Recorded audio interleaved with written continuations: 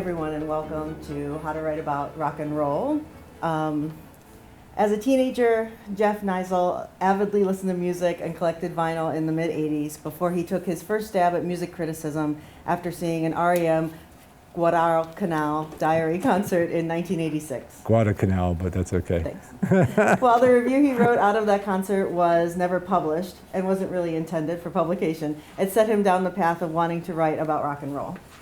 That journey started with a job at the University of Arizona's daily Wildcat, which led to freelance gigs with various newspapers and magazines, some of which are still in print, Cleveland Magazine, Rolling Stone, Cleveland Plain Dealer, etc., and many of which are not, including the Boston Phoenix, Ray Gun, Cleveland Free Times. Nearly 25 years ago, Jeff moved to Cleveland to become the music editor at Scene, an alternative weekly with a long history of providing extensive coverage of local and national music acts in a city known for its vibrant music scene. Jeff currently devotes most of his time to teaching English composition classes at Lorain County Community College and Cuyahoga Community College, but still freelances for Scene and writes music-related stories on his personal blog. Jeff recently also served as music juror for the Cleveland Arts Prize. Everybody, Jeff. Well, like Donna said, I grew up in the 1980s. Well, I was a teenager in the 1980s anyways. So it was a little bit different time period for how you accessed music and found out about music. So I'm just curious to start with, like, how did you guys find out about, what are some of your favorite bands? How did you find out about them in the first place? Too many? Yeah. Too many stories. All the way to the late 60s and photographing rock concerts. You were photographing rock concerts back then? Yes. But if you, like, what would be a band that you photographed? The Who. The Who. How did you first find out about The Who? Do you remember? I don't remember. I waited for them for Radio. months. Oh, really? Radio. Nobody knew who they were here. Right. I listened to England, Okay. So you listened to British oh, radio. okay. How'd you do that? On the radio. Really? But you couldn't just dial it in, could you? I think they had programs on some of the stations. Okay. Where they aired some British programs? Right. Okay. All right. What about other people? Like, what are some of your favorite bands and how'd you find out about them? Yeah. Usually I just listen to the songs, and if I like the song enough, then I'll try to look up who wrote them. Or Right. Who sing them, something like that. Right, but you probably just go to the internet to do that, don't you? Yeah, so what I was trying to kind of get at here was like the 1980s, and you guys would know this, like, because it was similar in the 60s too. Like, you had to really like hunt these bands down. Like, it wasn't like as easy as just clicking on a computer to listen to the music of The Who or find their latest record or anything. And it was the same in the 1980s. There was no internet then. And so you had to go to like a record store. Like, I often went to record stores and just bought music that I'd never even heard of before, just to see what it was like, or bands that I had read about in magazines and newspapers. So did you guys read about music in magazines and Oh, yeah? Absolutely. You used to be able to go to the store and play a record. And Oh, really? listen to it and then decide whether you wanted to buy it or not. Right. Actually play it. Yeah, I remember that a little bit. That was still happening a little bit in the 1980s too. Yeah. Or you have a friend who is that person who goes to the Right. record store, and then they tell you all the good music and you trust them. So Right. Yeah. So in fact, like, yeah, a lot of times at the record store, like, they would publish lists of like either the top selling records that they had, or sometimes like the employees would make like their picks, and then you could find music that way too. And so when I was a teenager in the 1980s, I grew up in Phoenix, Arizona, and we had a particularly good radio station there that was kind of experimental in its approach, because at that time, radio was pretty segmented, and so like you would have your classic rock stations and your pop stations, and it was all in these different categories. But this station would play like the Beatles and the Rolling Stones and the Who and all this, like what we considered to be classic rock. But at the same time, they would play like what were considered underground bands then, like REM and The Cure and The Smiths and things like that. And so I love that approach because I liked bands in all those different genres. And so that introduced me to a lot of what was then considered like college rock, or maybe like the term indie rock probably didn't exist then, but that was like independent bands that were on very small record labels with very limited distribution. And also there was a newspaper, a weekly paper in Phoenix called the New Times, which is one of the earlier alternative weeklies, and they would write reviews of these independent releases too. So I was absorbing like all of these sorts of things in the 1980s when I was, avidly collecting records and listening to music, not doing any writing about music yet, but just listening and just becoming a fan, really. And so what had happened is that I had an instructor, an English teacher in high school, who said something, I can't remember exactly how he put it, but it was something to the effect of like, you have a very simple and straightforward writing style. This would be great for journalism. And I guess as a compliment, it's sort of a backhanded compliment that, my writing's not exactly like, I don't know, very sophisticated, but straightforward enough that it would work well in a newspaper or magazine. And so he ran the school newspaper at my high school. And so I worked at the school newspaper there. But again, like reporting on things happening at the school and interviewing different teachers and things of that nature.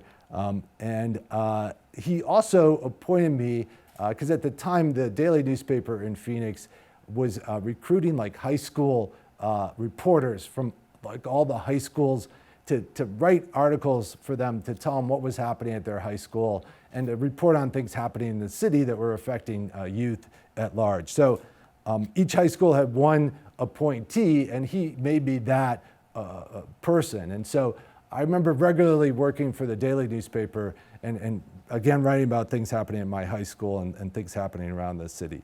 And so that was kind of like my introduction to journalism. And then when I was after graduating from high school, I went to college for the first year at the University of Arizona.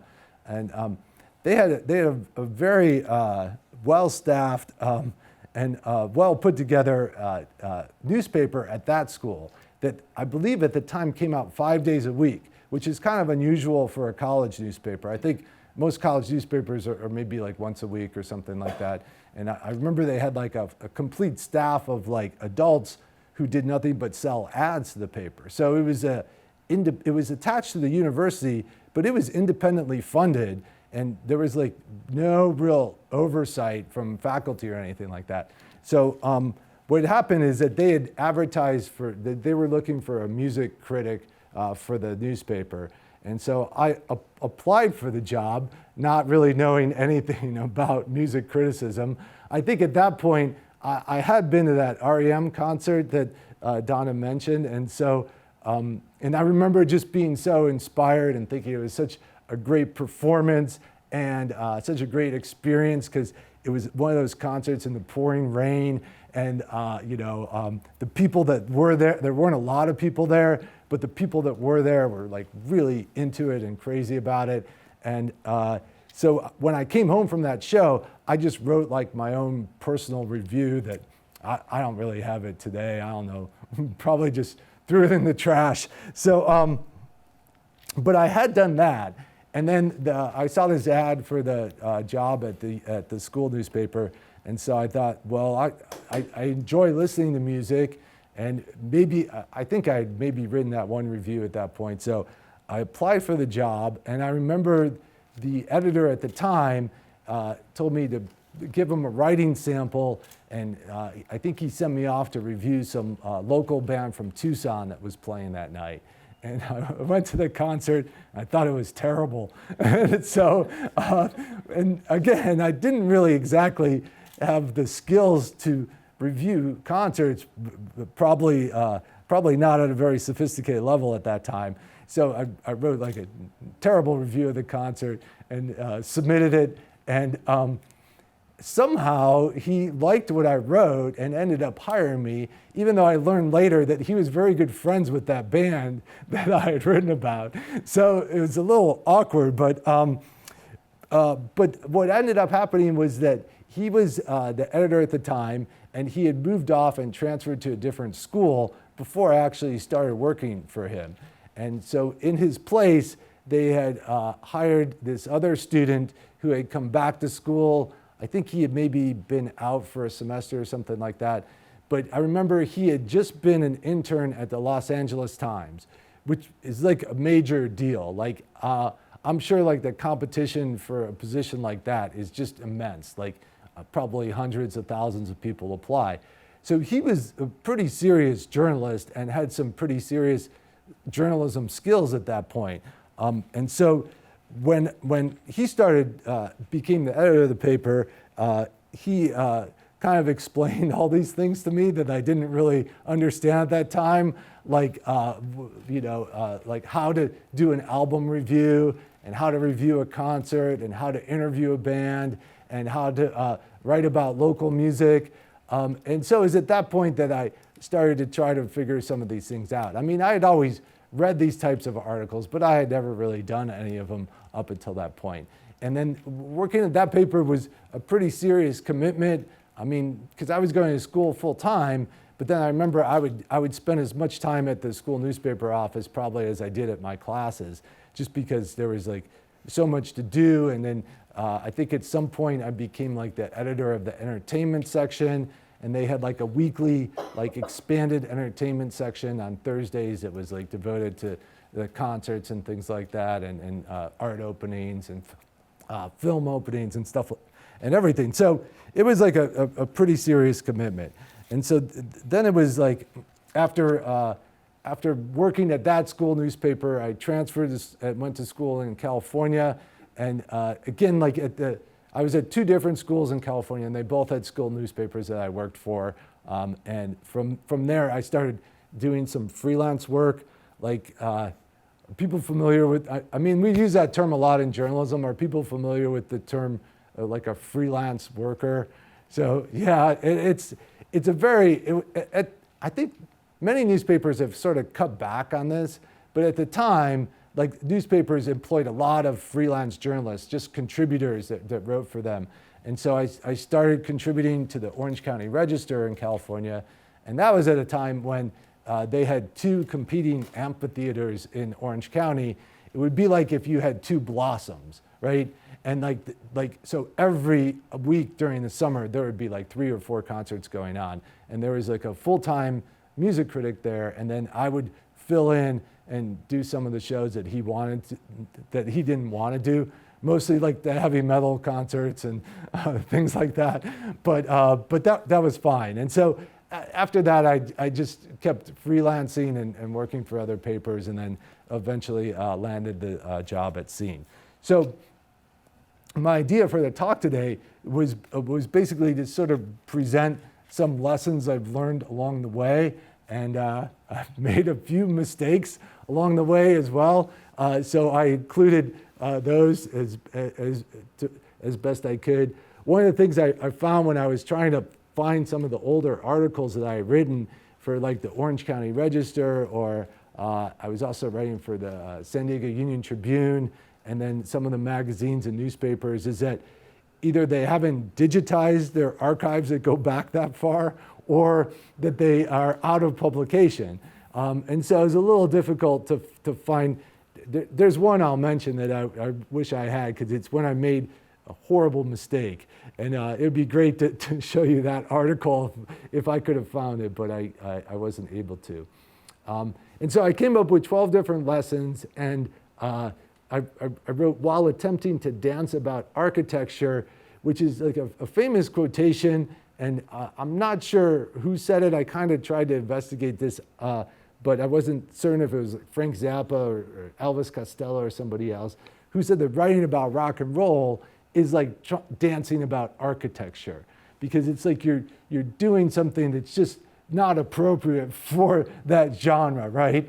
And in a way of like making fun of what you're trying to attempt to do. So that's the reference there. Okay, so we can probably go ahead to the first lesson here. So some of this is things I talked about already in my sort of personal introduction, but in the 1980s, I think was such a great period for music because a lot of these bands, this is a picture of REM like back in the early days, were again recording for like really small independent labels, but it was like there was like a new youth movement of like young audiences for REM or the Smiths or the Cure or I'm trying to think of other bands that would fall into the same category. Well, U2 actually played, and some of these bands, I don't know, does anyone know if REM or U2, I think U2 played Public Hall once, right? Do you guys know? No, I think they played the Agora maybe once in the early days, and I think REM might have played at the Variety Theater, like that was downtown.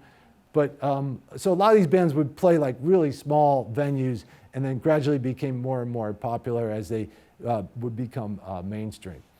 Okay, so you can move to the next one. And then as a result of like the popularity of this type of music, I mean, there was like Rolling Stone and Spin were two of the bigger music magazines, but then there were also smaller ones. Like, has anyone ever heard of Warped magazine?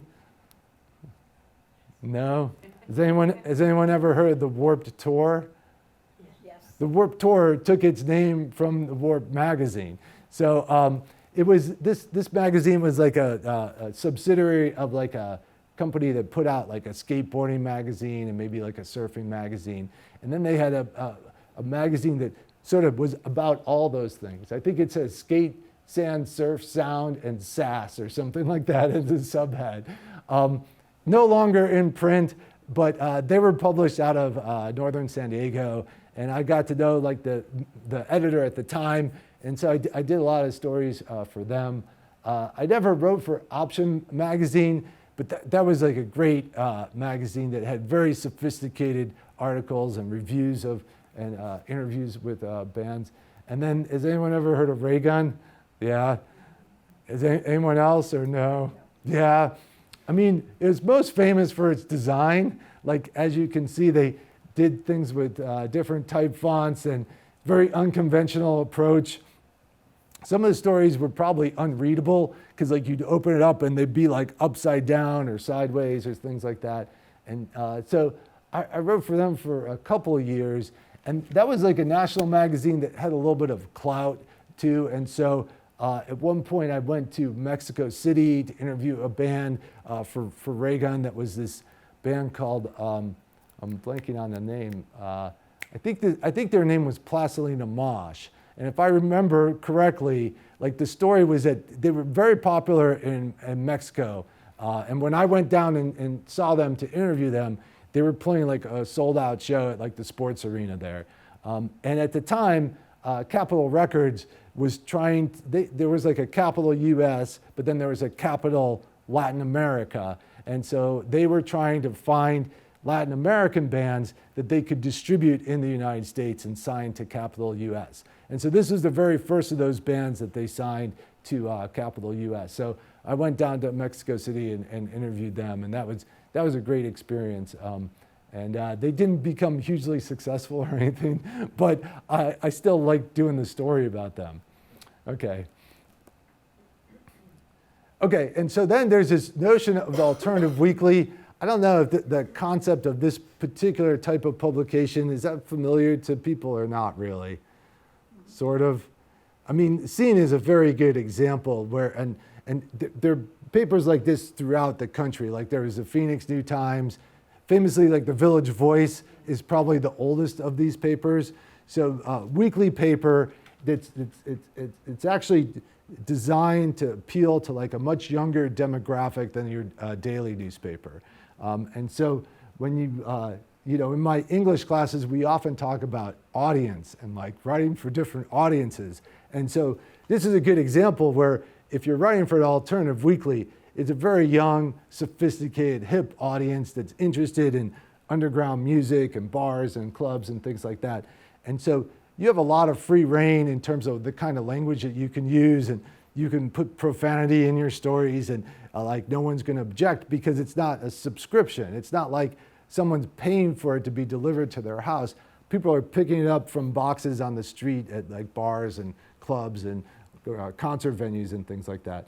So, so as much as I like writing for the weeklies, I mean, I would take a different approach if I'm writing for a weekly than for a daily paper, where it's going to people's homes and it's family members that might read it and things like that. So you have to know like your audience as you're writing for these different publications. So Scene is actually now one of the oldest alternative weeklies in the country. I think it was started in 1970. The Village Voice might have been started like a couple years earlier. But the Voice, I think, is like maybe out of circulation now. Maybe it's just a website or something like that. I'm not really sure. And then the other funny thing here, so, well, one is that there's a weekly network of papers. So if you were to actually, I don't have the link for this one, but if you were to go to the Alternative Weekly Network website, you would find the list of members, and I think it's about 100 different publications throughout the country, and they'll have links there where you could go and read like the Phoenix New Times, or there's a LA Weekly, or if there's a Village Voice, you could read the Village Voice. So they'll have links to all the different members for all these different alternative weeklies. And in the 1980s, they were writing about these bands that the major publications maybe were ignoring. Like they were writing about local bands, and they were writing about like all these, all those grunge bands like Nirvana and Pearl Jam. Like the alt weeklies, I'm sure, were covering them before major other publications were.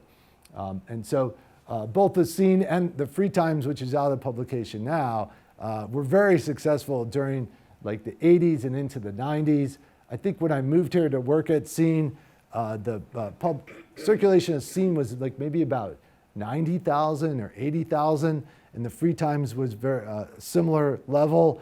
And I think Scene's like print circulation now is maybe like 10 to 20,000 or something. So, and the Free Times doesn't even exist anymore. So both papers were very, very popular during this time period. And then the only other thing was like, so that Scene, it was that's cover stories from 2017. And I did an interview with Mike Belkin. You guys probably know the Belkins as concert promoters, biggest concert promoters in Cleveland, probably some of the biggest in the whole country. And he had written a memoir, and I had interviewed him and the author of the memoir for that story. And because it was kind of like a look back on Cleveland's glory days as a rock and roll town, the art director took the old logo, so that's a very old logo from the Scene in the 1970s, and put that on there, even though that issue's from 2017. Okay, so you can move on to the next one. Okay, so my first lesson, and I ended up working with or when I was on staff at Scene, I worked with a number of interns, and I would always try to get them to develop what I called like a critical voice, like your own sort of like perspective on things, so that when someone reads something you've written, they kind of know where you stand, maybe like if you like it or dislike it, but also like how you've sort of come to that conclusion. So in a way, it's similar to your academic writing, where you want to have like an opinion or an attitude expressed in your papers. And it's not too much different if you're doing like a concert review or a record review. So I mean, I don't know these. In fact, I don't know where this story came from. I vaguely remember doing this review, but I don't remember this magazine. It's like, and it could be that it was just cut out of a different magazine, and I didn't see the title for it. But I could read this quickly just to show you and demonstrate what I'm talking about, even though I don't know that like record reviews are necessarily meant to be read out loud like poetry or fiction is. So this is a band called the Bad Plus. Anybody heard of these guys or no? They're kind of like an avant-garde jazz group. They usually, if they come through Cleveland, I think they've played at the Bop Stop. People know this venue at all or no? It's on the west side of town on the Detroit Shoreway. It's a fantastic sounding room. Like the performance space might not be much bigger than this room here, but it was built for sound and for jazz music, and they do a great job of like bringing in bands now. So like the Bad Plus might have played, probably, well, they have played there, but I don't know how long ago. So its first album of all original material of Bad Plus, its bassist Reed Anderson, pianist Keith Everson, and drummer Dave King, makes a transition from gimmicky hipster jazz act to legitimate contenders. So they were kind of known for like doing cover songs that they would put into like a jazz context, and that's sort of like why they become famous. But here, like they were doing something different, like more original type of material. So the trio lets it fly right from the get-go. Opening track, The Radio Tower, as a beating heart, is a shimmering, explosive number. For the most part, the songs aspire to an almost epic sound. We are talking about a group of guys who have offered up avant-jazz renditions of bombastic rock numbers such as Tom Sawyer and Life on Mars. The piano melody of Never Stop leaves a lasting impression, and You Are features a layered piano riff that could have been called from a Radiohead tune. People Like You and Snowball are beautiful ballads that feature Keith Jarrett-like piano melodies, suggesting these guys can leave their cover days behind. So I feel like, I mean, that's kind of an example of what I'm trying to talk about, where you have like a critical voice and you're expressing an opinion and analyzing the music in some capacity too. And so that's a good example of that, I think. So you want to move to the next one. And if you guys have any questions like along the way, like just feel free to shout them out or raise your hand. I think we'll do questions at the end, but if you think of something on the spot, just really go ahead and shout it out. Okay, so my lesson number 2 was like to be prepared to write about anything. And so I don't know if anyone's heard of the band Pantera before. Very famous, like metal band. If you look at the photo of them on the left, you would say that they're pretty intimidating group of characters. And Phil Anselmo, the singer, I think he's famously had some drug addiction issues and stuff like that. And so he was playing a solo show in town at House of Blues. And for a minute here, and I think we have another video later, but for a minute when I was at Scene, I thought that it would be great on the blog to include videos, to try to get backstage, interview people, and put short videos up, like maybe like the day of the show or the day after the show or something like that. And it turned out to be a little bit more work than I was willing to take on, because I think I would have like a little recorder, and I had it on a stand, and I would there was no one doing the video for me, so it was a lot of work for one person to do. But I did like meeting people, and it turns out that Phil was a really nice guy and easy enough to talk to. And so if you click on the hyperlink, we can play a little sample of the interview, but I think we should probably just play like the first 45 seconds because he starts swearing. He swears a lot. And so, but I think in the first 45 seconds, he doesn't really swear. So, and I just asked him about what he did on his day off because they had a day off in Cleveland. You had a day off in Cleveland yesterday? What was that like? It was great. Yeah. We got invited to a tattoo shop called Generation X Tattoos, and everyone there was dynamite. They were fantastic, and they tattooed all the boys and fed us and bought us beers and stuff, and it was great. It was a unique day off and fantastic. So What else did you do? Slept. I was exhausted. I was out of it by 10 o'clock. So Oh, really? Yeah, man, we'd just come off 3 in a row. I'm not a spry young chicken anymore, so the old man needs sleep. Okay, you can stop it there. Okay, so I don't know, we should be able to see the page, right? Okay, well, we'll see what happens with the next one. Okay, yeah.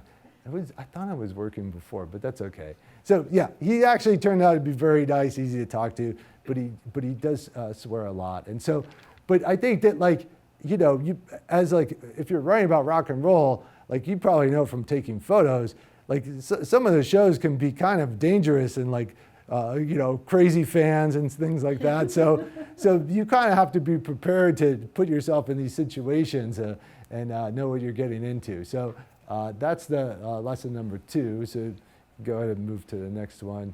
Oh, and then the third one is just that local music matters. And I think I would say probably in the days when I was writing for daily newspapers, like they would maybe cover a local band, maybe like once every other month or something like that. But I think the alternative weeklies, because their coverage is kind of like hyper local, that they've always like paid a lot of attention to what's happening on the local music scene. It's also part of their audience too, right? Because if you figure if you're putting out this publication for 20 and 30 years old people, that they're going to like the Beachland, the Grog Shop, and the Winchester and things like that to see the local bands that are playing. And so I've always spent a lot of time writing about local musicians, interviewing local musicians.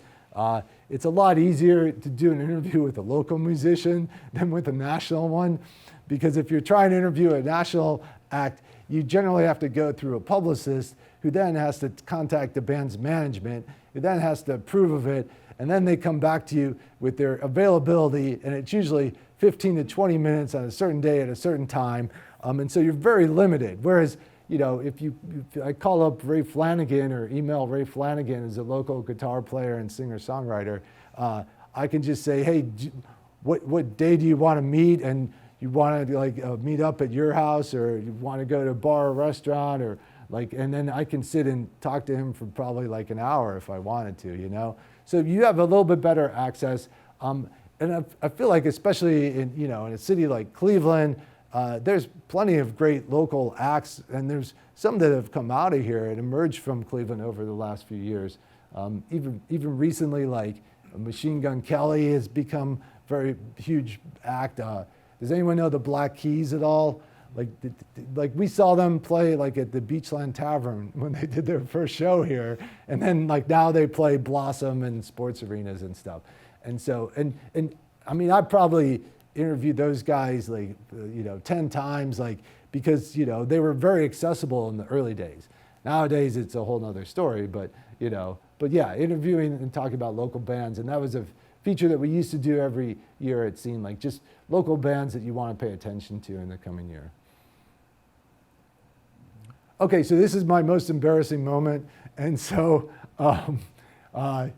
you guys probably know the band Bad Company. So I was not like a huge Bad Company fan. I didn't know a lot about them, and I got a call from an editor that wanted me to go and review their concert, which was fine. And at the time, my resources were there was a all music guide, I think. There was a Trouser Press. Maybe there was a music Rolling Stone record guide.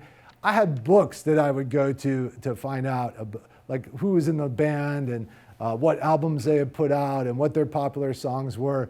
It wasn't on demand where I could just go to the internet and find all this information. And so I was supposed to have received the record labels, when a band goes out on tour, they would produce a bio that they would send you, and then they'd send you the latest record. And so because I think my assigning editor was on his way out of town, I didn't get any of this information. And so I went to the Bad Company show not realizing that Paul Rodgers had been replaced. And I think he's been replaced a couple times. I'm not sure which singer I saw, but it was not Paul Rodgers, even though I thought it was. And so I wrote this entire review referring to how bad Paul Rodgers sounded at the show, only to realize that I was not writing about Paul Rodgers. And so, back then, if the story had been on the internet, you would have seen all these comments where people telling you what an idiot you are. But because there was no internet, it just went into the daily newspaper. And at the time, they had this position for what was called an ombudsman. And the ombudsman sort of fielded complaints and letters. And so this guy just got bombarded with letters complaining about my review. And I think he even reached out to me to ask me what the heck happened and how could I get this information wrong. And I didn't really have a good explanation other than then I just didn't get the press materials ahead of time. So it's important to get your facts straight. Like, I remember there was like one other time when I wrote this review, and I can't remember exactly how I got this detail wrong, but it was of a Marilyn Manson concert that he had played in San Diego. And those concerts were like there was like mosh pits and people doing crazy stuff and everything. And so I was at the very farthest back part of the arena, like taking my notes and writing about things and stuff. And I could see that something was being thrown at him. And he was throwing something back at them. And I thought it was ice, I think, in my review. And it turned out the people in the front row were spitting at him, and he was spitting back at them. And so I got that detail wrong, and then the fans let me know about that too. Anyway, so that was a very embarrassing thing. So nowadays, it's a lot easier to check your facts, to find materials online that can confirm what you know, who the lineup is, and then that kind of stuff. So yeah, you can move to the next one. Okay, so lesson number 5 is that interviews make features more interesting, and if you have the chance to get inside a musician's magical world, that you should take it. So this particular story is about Mark Mothersbaugh, who's the singer from Devo, the Akron new wave punk band that went on to become very famous. And so the backstory here is that I'd done a story on Devo once, I think when I was living out in Los Angeles, and I called up the publicist who said that I could go and interview Mark in person if I wanted to. And there was his office is this very distinctive circular green building that's on Sunset Boulevard. Like, I had seen it numerous times, like driving on Sunset Boulevard, but I'd never been in there before. So I was like, that sounds great. So I drove up there, interviewed him. He's a super nice guy, took me on a tour of the building. I think the building had belonged to a plastic surgeon, and he had bought it, and it had all these like little tiny offices. And then in the basement, he had like everything, like old instruments and old artwork from Devo concerts and stuff. So it was a great experience. And so then years later, and I'm not sure, what is this? Well, 2016, so this would have been like 6 years ago, approximately. He had done like a big art exhibit that was both at the Museum of Contemporary Art. Some of his art was there, because he does all sorts of drawings and paintings and things, and makes instruments and stuff. So some of his art was there, and some of it was at the Akron Art Museum. So it was going to be in both places, and so I told the editor at the time, the editor at Scene, I said, look, I'd love to do a story about his art, because I've written about his music, but I'd never really written about his artwork. And I'm going to try to see if I can go and interview him in person, just because the last time was such a rewarding experience. And so I was able to get in touch with his publicist and set up this whole interview. And I can read the first part of it where I just kind of set this scene here. So in a circular lime green building on Sunset Boulevard in West Hollywood, Mutato Music, Devo singer and artist at large Mark Mothersbaugh production company, has reaped great dividends for the former Akronite who moved to the West Coast in the 1980s to pursue his dream of becoming a musician and composer. And what a career it's been. Dressed in blue jeans and a tight-fitting black shirt, the 65-year-old looks more like a stagehand than a composer and artist. His goatee and spiky hair have gone gray, but he still possesses a mischievous laugh that suggests he hasn't outgrown his punk rock past, when he would don a bougie boy mask and perform in Northeast Ohio dive bars such as the Crypt and Pirates Cove. You can see a slideshow of him in his Los Angeles studio here. Unfortunately, the slideshow doesn't seem to function anymore. I don't know what happened to those photos, but there's some great photos of him, and I believe like there's a hyperlink to the entire story. You don't need to click on this one. But yeah, if the PowerPoint's available somehow, or you could search for the story too. It's a very lengthy interview. Like, I think I was scheduled for like 15 minutes, and we were there for like an hour. And like some artists don't, like if their publicist tells them 15 minutes, they don't care. And other artists are like, gotta go, sorry. So it just sort of depends on the person. So he was very generous with his time, and it was great getting to meet him and talk to him. Okay. Okay, lesson number 6 is to expect the unexpected, and the subhead is don't let someone like Gene Simmons get under your skin. And so, I don't know, did anyone ever hear the interview that Gene Simmons did with Terry Gross? Yeah, I don't know if they replay it or not. I remember listening to it at the time, and he said horrible things to her, and she sort of like just rattled him somehow, and then he sort of turned on her. And he's a very articulate guy, and you don't really want someone like that to come at you. And so I always try to be very careful when I'm interviewing him. He's a great interview. He's very smart. Like everything he says is quotable. But I feel like you got to be a little bit careful when dealing with someone like him, because you don't know if he might take something you said the wrong way. I referenced the interview a little bit in my interview with him that I did in 2017, and I'll read you this part of it. Kiss singer and bassist Gene Simmons still bristles when we bring up his infamous interview with NPR host Terry Gross. In their decidedly awkward exchange that aired more than 10 years ago on the program Fresh Air, Simmons objected to her questions and dismissed her as someone who was studious and reserved, while she maintained that he had simply adopted an obnoxious persona for the sake of the interview. And so when I asked him about that, he said, I'm well-read myself and was a 6th grade teacher, and I can bore you to death by reciting existentialist philosophers like Kierkegaard, Kant, and Nietzsche, but when smart folks use it as a battering ram and a holier-than-thou thing, the hairs on my back bristle. So he had a very poignant response to that whole interview and situation. So, but again, I've always got along fine with him, and I think at one point I even joked with him. I said, Gene, I think you might be the biggest a-hole in rock and roll. And he said, yeah, I think you might be right. So go ahead. Okay, number 7 would be, and again, these artists are sometimes available, sometimes not available, especially if you're trying to do something in person.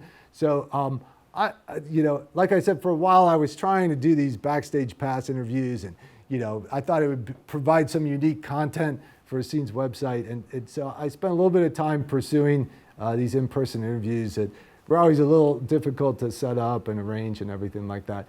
But I feel like you get really great results most of the time because you're sitting there one-on-one with the person. And I don't know if anyone's ever heard of the band Blue October. They've been around for 20 years or so. I think they usually play like House of Blues or maybe Beachland here. And their singer Justin Furstenfeld has a very devoted following because he's just a very emotional guy in his lyrics and in his interviews and things. And so there should be a link here where we can listen a little bit of the interview with him, and he doesn't swear, so we can listen to 6 or 7 minutes of that, or 5 or 6 minutes of that. Justin, tell me what the early days were like. Like the band formed back in Houston in the mid-90s, right? 95. What was the scene like back then, and how did everything come together for you guys? Well, back in 95 in Houston, it was crazy because you had a bunch of performance artists. Oh, really? You had a bunch of spoken word people that would literally smear gravy on themselves while reading from the Bible and lighting something on, Right. So that's what a Saturday night was for us. For me. Yeah. That was where I would go to a place called Katahayuk, and or Goat's Head Soup, Right. and you go get your coffee because I was too young to drink. You know? Go get your coffee and your cigarettes, and you'd sit around and watch the slowcore. I loved the slowcore bands like Idaho, Right. Red House Painters, Codeine. It was awesome. Right. Yeah. But then on the other hand, you had bands like the Pixies and the Cocteau Twins and the Cure and Right. and the Morrissey doing. But I was into the Smiths and. So you had a lot of romantic art rock out too, and that's what I embraced myself in, engulfed myself in. I guess that's the word. Yeah. But around Houston, you had real artsy, Right. real artsy stuff. So it gave me this freedom. Yeah. And I went to high school for the Performing and Visual Arts for theater. Right. So I already had this inhibitionless life. Right. Just So seeing all these performance artists do all this really out of box Right. character stuff just gave me more of a reason to just really put out my soul. And then I started listening to Peter Gabriel in high school and middle school actually. Yeah. I started listening to Smiths and Peter Gabriel all the way from like the end of elementary school up, and I was just blown away by the passion in their lyrics. So I don't know if I answered your question, but that's what I was doing in Houston, you know. Just going to see these crazy weird bands. And what was it like? I mean, the band became hugely popular at one point. I mean, what was it like when you started selling 1 million copies of your records? We'll never know. Well, if the PowerPoint's available, there's the hyperlink. Okay, so you can move to the next one. Okay, so lesson 8 is like to describe what the music sounds like. So I always find this like the hardest thing to do because like as you're writing about music, I feel like you have kind of like an obligation to the readers to sort of tell them what this music sounds like. And so I know when, like if you read album reviews or stories in like Rolling Stone or other music magazines, I think sometimes readers become annoyed by the number of references to other bands, right? That this band sounds like that band or that band. But I think that the reason people do that is to give you reference points and to tell you what to expect from this music. And so I think we could go to the Super Furry Animals article, and then I could read that. Is there a link there or no? Yeah. Okay. Oh, well, all right. I was going to read it from here, but anyways, so that was like a psychedelic rock band from England that has kind of like a Pet Sounds, like Beach Boys kind of approach to making music, and so I won't try to read that off of here. We could just move to the next slide. Okay, so then lesson number 9 is to do not trust Wikipedia or anything else you read on the internet, especially when it comes to declaring someone has died. So there was recently stories circulating that Joni Mitchell was dead, but she apparently is not dead. And so I don't think I've ever done this. I think when I was at Scene once, there was some, like maybe Dan Fogelberg or somebody had maybe died, and like an editor at the time posted a story about how he was dead when he wasn't dead. I forget the specifics, but yeah, I mean, oftentimes these rumors and things circulate on the internet, and you don't want to just pick up something that's not true. And so, you know, nowadays with newspapers and magazines, there's a lot of like aggregate reporting where you're just like reporting on what's been reported, and I just try to, as best I can, to make sure I get my facts straight. I know there's a couple times when Wikipedia has steered me wrong, but it's been kind of like minor things that like dates when albums came out or people's ages and things like that. And so I do find it to be kind of a useful sort of overview of musicians. But my usual approach is if I'm doing an interview, I'll maybe take some items from a Wikipedia article, but then ask the artist if that's correct or not, you know? So is it true that you taught Steve Martin to play banjo or something like that, if that's the case? So I try to verify it with the musician rather than just go on the fact that it's true. So that's a lesson there. So you can move to the next one. Okay, and then I also think, I mean, has anyone written a concert review before? Oh yeah, you have. But I think it's very difficult because, you know, if you're listening to an album, you can just go back to it and listen again, right? But if you were at a concert, I mean, unless you secretly recorded it or unless there's a recording out there on the web or something like that, it's like you have that moment to figure it out and then it's gone. And so I always take notes. Like I usually take like usually a smaller notepad, but I'll try to write down song titles, things that bands say between songs, how well the song is executed, all that kind of stuff. And so I take copious notes when I'm at a concert because I know that like I'm just seeing it that one time and then I gotta go home and write something about it. And so it can be very difficult to do that, I think, you know. I think it's like I said, like trial by fire, you know. You've got this one opportunity to capture what happened at that concert. So I can read the beginning of my Green Day concert because Green Day review, because when they were getting inducted into the Rock Hall in 2015, they did like a show at House of Blues, and I think they hadn't played anywhere in a long time, and so it was kind of a big event, and it was like, normally they play like arenas and stadiums, and so it was kind of neat to see them at that small venue. So I remember taking lots of notes, and I think it's kind of reflected in the review too. Like, I don't think I would have been able to remember all these details like the next day or even that night if I got home. So it's when the Sex Pistols were belatedly inducted into the Rock and Roll Hall of Fame. Singer Johnny Rotten wanted nothing to do with the hoopla, not Green Day's Billy Joe Armstrong. Green Day, which single-handedly reintroduced punk rock to the masses thanks to some massive hits it had in the 80s and 90s, will be inducted on Saturday, and last night's sold-out show at House of Blues served as a celebration for both the band and its fans. So in their first performance in the year, Armstrong appeared genuinely humbled by the experience, and the band sounded sharper than ever as it really fed off the energy of the Packed to the Gill club. Some fan members even camped out overnight to ensure a good spot on the stage floor. So regularly hopping on top of the speaker monitor to beckon the audience to sing along, the bushy-haired Armstrong reveled in the capacity crowd's adoration. The concert began with a stripped-down performance by the band's original lineup, which featured Armstrong bassist Mike Dern, original drummer John Kiffmeyer. The set gave the band the opportunity to share memories and play a few early tunes. Armstrong thanked his mother, pointing to her in one of the opera boxes as he acknowledged that she encouraged the band from its first practice in the living room. Kiffmeyer took the opportunity to joke with his former bandmate, showing that he was likely originally hired more for his personality than for his skill set.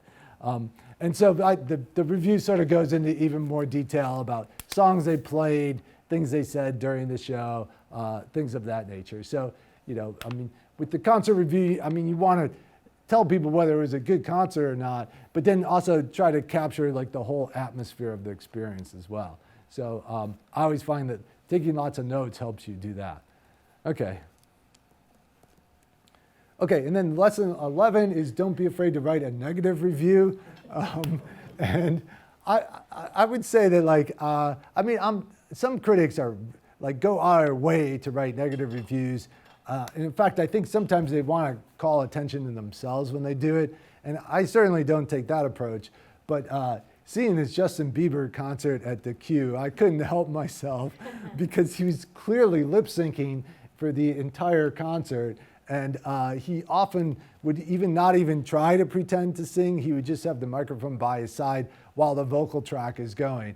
And so, I think that, I know a lot of artists use vocal tracks and things like that, but I feel like it sort of really detracted from the experience, and the music lost any sort of immediacy it might have had. So I could read the first graphs of this review. Derek Zoolander, the fictional supermodel portrayed by actor Ben Stiller, possesses patented looks that parody the way male models walk around with an air of self-importance. The self-obsessed Derek confidently walks the fashion runway in a daze until he stops to dramatically strike a pose. Much like Derek Zoolander, pop singer Justin Bieber carries himself as if he's some kind of outrageously attractive angel sent down from the heavens as a gift to all of womankind. The Calvin Klein ads that played between warm-up acts, so they were literally playing like these ads that he had been in before he came on stage, only reinforced the comparison. So during the 100-minute performance, Bieber lip-synced his way through a concert that, despite lavish production, fireworks, lasers, and more, ultimately lacked the kind of immediacy and intensity of a quality live performance. And I don't know if that slideshow is up there or not. I didn't bother to look. But you can move to the last lesson. And so this is that you don't have to play music to write about music. So I've never played a musical instrument. And I don't think that that's been like a handicap at all. Like I feel like I've felt confident about writing about music and reviewing albums and reviewing performances. And and again, if you think of the audience, like the people that are reading your articles, like maybe if you were writing for other musicians, it would be important that you were a musician yourself, but you're writing for the general public for the most part. And most people are not musicians, so they're not concerned if somebody played a wrong note in the middle of a song and then, or staying off key at one moment in a performance. And so I don't think it necessarily matters that much. I mean, there have been plenty of great critics who are musicians. I think there are plenty of great critics who aren't musicians. The Plain Dealer former music critic Chuck Yarborough, does anyone know him at all? He's a drummer. And so when he would write reviews, every once in a while you'd see some reference to like the band had played a wrong key or were out of tune or something like that. But that wasn't even the focus of his reviews most of the time. It was more about the execution and how the band connected with the audience and whether it sort of brought that sort of like mystical energy to the stage or not, that it's really hard to define. And so even when Chuck was reviewing concerts, he didn't really rely on his skills as a musician that much. I didn't think. I think it was more about his role as a critic and a writer than a musician. And so that's a picture of me. Like I have no idea what I'm doing on that instrument. And that's at the MoCA in Western Massachusetts that had like these instruments, like an instrument room where you could go and play things and stuff. So that's the last slide. Those are my lessons. Do you have any questions or comments? Yeah, Justin. So I know that doing something, writing or thinking about something that you love in a professional capacity can really change your relationship to that thing you love. So I'm curious if you could speak about how your relationship to music has changed because you've been working on it professionally for so long. Well, yeah, I mean, I would say that you probably, I mean, it depends on the nature of the job. So like when I was like a full-time staff writer at Scene, I felt like I had to go to a lot of shows whether I wanted to or not. And so now that I'm just a freelancer, I kind of pick and choose what I go to. But I feel like for the most part, like even if I went to like a bad show, like the Justin Bieber show, it was still kind of fun to write the review about it. So there's a way in which like I still found a way to enjoy what I was doing, even though it was kind of like a job at that point, you know? And I mean, I think that most music critics were probably fans first, and they still probably find a way to continue to be fans. I know some of the, one of my friends from San Diego, who is the rock critic there, he sort of like gravitated to jazz at the end of his career. And I find that often happens with rock writers, that they get sick of rock and roll and they move to something a little bit more sophisticated. But yeah, that's not me. So, but anyway, did you have a question? Yeah, I have a couple questions. I'm still processing the second one, so I'm not quite sure. Okay. I'll actually ask that one. But have you ever written a review on an album or a concert, and then later went back and listened to it again and sort of changed your mind about what you wrote in the review? Well, yes and no. So I do remember like an instance where, I don't know if people know who Tom Waits is. He's like this raspy voice singer-songwriter. And when I was in college, he had put out some record, and I remember like, I don't remember the details of it, but I remember I didn't really care for it that much. And again, I don't remember which album it was or anything like that. But I would say now, I don't think he's ever made a bad record. So I suspect that like whatever I reviewed then was probably off the mark.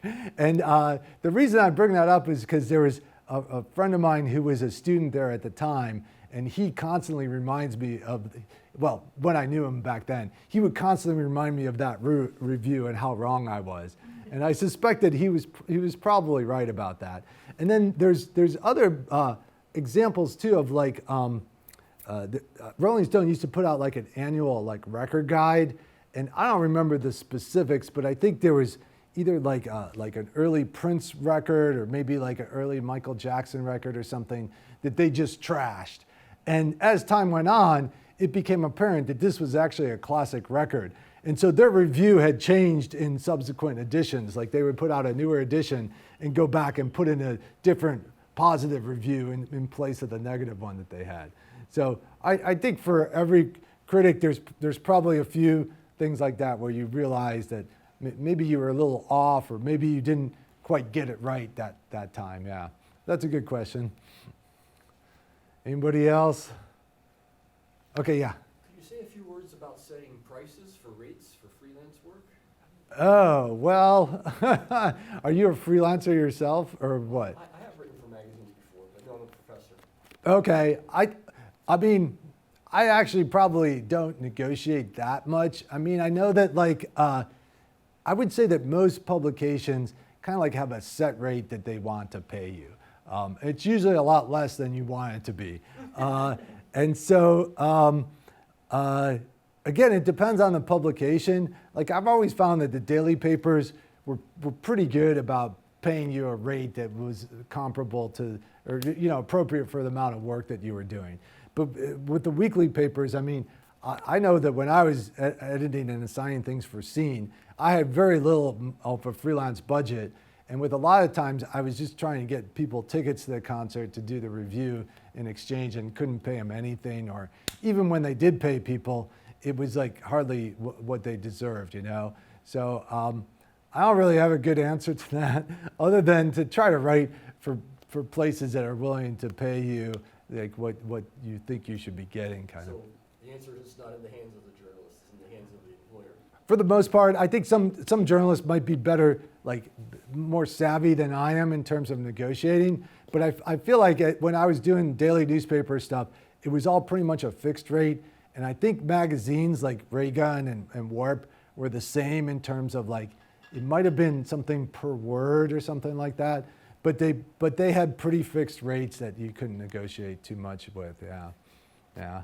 So you could try though. I mean, I think some people have more success than others depending on who they are and who they're dealing with and that kind of stuff. Yeah. Yes, Samantha. Not everybody can make a record. Yeah. It used to be that there were just these big artists that had major labels behind them that would send you press releases, but now anybody can make a record in their basement. How do you prioritize what you're going to cover? Well, I mean, anybody can make a record, but I mean, even at Scene, like, there's a limited, well, it's more about time now than space because there's unlimited space on the website. So I try to filter things. Like what I often do with local musicians is like, they'll send me something and say, hey, I just put out an album, can you write about it? And if I get an email like that, I don't really have too much to go on. And so I usually ask them to produce or give me either more information or even like kind of like a formal press release of some sort. And so then if they send me like, because most artists will have like kind of like a bio that they put together that they, even for like their Bandcamp site or something. So if they can send me some more, a lot of them can't even do that. Like if they don't send me any more information, I don't really have anything to go on, then I usually just skip it. But if they at least send me a bio or a press release or something, I'll like read through it and just see how relevant it is, for example. So a lot of times musicians will be like, I put out a record, can you review it? And then I realize it came out like 3 years ago. So it's not something that, like if it was something new, then it was worth considering, but not something that was that old. So I usually make them do the press release first and then kind of take a look at it. And then, I mean, I would say I probably listen to like 80% of the local bands that contact me, because some of it you can tell just from listening too as to whether or not it's something that you want to cover. Okay, yeah. I'm trying to ask this other question that I have and still figuring it out, but the lesson 11 you said about don't being afraid to write negative reviews. Right. And then you talked earlier about the situation where you were hired by someone who happened to be a friend of the band. Right. Have you ever found that writing negative reviews has been, has created some barriers for writing other reviews because maybe well, people know people in the community? It certainly can, yeah. And so I feel like for the most part with like the local musicians, I'm a little bit careful about the local people that I slam. And there have been situations where people have gotten really angry at me about their reviews, and then you have to run into them like at the local venue, and I've had people like arguing with me and things like that. So like you have to be a little bit careful in that respect. I mean, but my answer always is like, I just didn't like the album. Like, would you prefer I lied about it? And so I think it depends on how you do it. Like with Justin Bieber, I felt like, there was no need to be gentle with him. But like maybe with a local musician, you'd be a little bit gentler about how you phrase your reviews. I remember I used to, like when I started Scene, I would do like the top 10 local albums of the year and the bottom 10 local albums of the year. And the one guy got so angry at me because I think he was number one that he sent me what was like, it would have been better if there were songs on it, but it was a blank CD and the name of the band was the Jeff Niesel Excrement Project. And then all the songs are like horrible things about me. But like I said, there weren't actually songs there, just the titles. Like I would have been more amused if there were actually songs. But I'm actually friends with his brother. Like, and his brother admits that his music is not for everyone, so it worked out okay. So what you're saying there is that there is a certain amount of resilience that you need to have, Right. to be a good reviewer. Right, I think so. Yeah, for sure. Justin, do you have another question or no? I had to step out while you were talking about, I think it was lesson 8, or actually describing the music. Oh, yeah. So I missed everything you said there, so you don't need to repeat yourself, but I was curious if there was ever a situation where you could not even describe what you were hearing because of high quality, low quality, because it was really out there. Sure. I mean, I remember like, Jack White from the White Stripes played a show at Nautica like a few years ago, and it wasn't necessarily that the sound was bad or anything.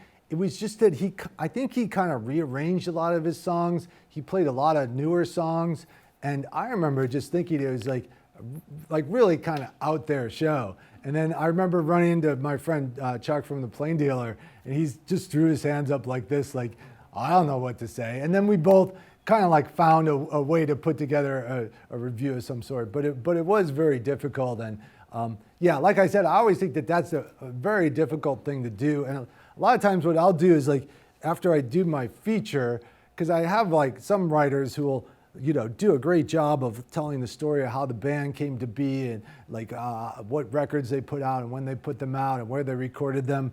But you have no idea what the music sounds like. And so what I do myself is I kind of, sometimes I'm guilty of that myself, where I have told this great story and done this great interview. And what I'll do is put it into like a draft on a website and then take a minute and like listen to the album and then find a good place in the story where I can write a couple paragraphs about what the music sounds like. And because it's really abstract what you're dealing with. I mean, there are lyrics some of the times, but it's really like you're trying to describe a sound, and that can, I always find that can be challenging. Like dancing on architecture. Right, yeah. Yeah, for sure. Okay. So have you ever really dug an artist, like their album, but then you see them live and you're like, what is this mess?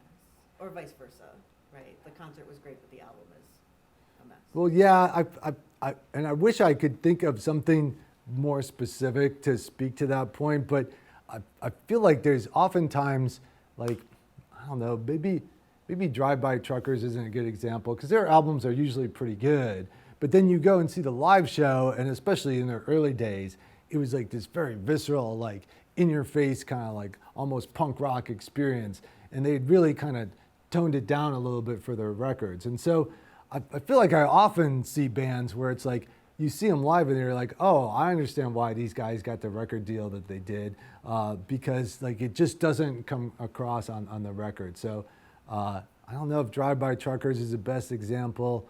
Maybe like Cage the Elephant or something. But I think there's a lot of bands that sort of like, they even built their reputation on being like a live show. And like the record is sort of, just something they have to do almost.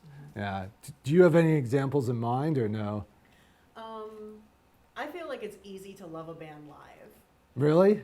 Yeah. Okay. And I think that like then translating whatever that magic Right. is really hard Right. on an album. Yeah, And yeah. So like that's how like when you were talking about how did you get into bands, how did you find music? Like for me it was like you found a band and then they had an opener, right? And then you go see that band Right. and they have an opener. Right. like that's how it's always worked for me. But if the opener is bad, then I don't want that album. Yeah. Right? But I've definitely like bought a lot of albums at shows and then taken them home and been like, Right. Yeah. I think I saw some band from Canada at the Beachland once called Plants and Animals, and that was like the live show was amazing. And then I listened to some of the songs online, and there was nothing special about them at all. Yeah. So I think that happens pretty frequently. Yeah. Okay. Any other questions? All right. Well, thank you everyone for coming, and we'll try to make this available somehow.